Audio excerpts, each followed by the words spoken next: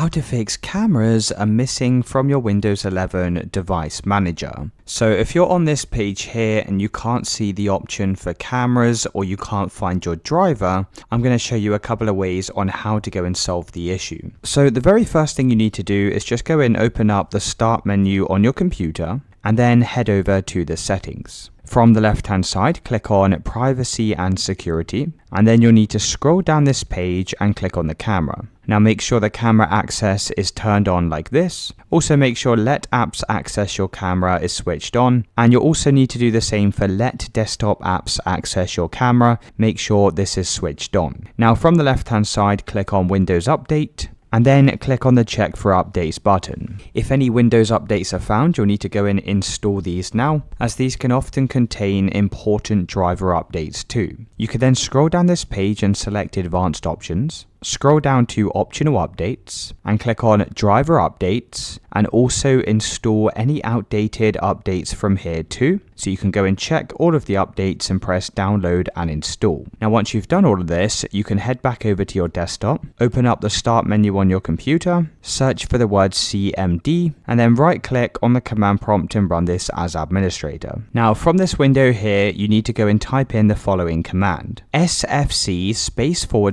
/scan now, and then press enter. You'll then need to wait a few minutes while this runs a system scan on your computer. So this will check for any corrupted or damaged files, and when it gets to 100%, it will automatically repair any issues it's found.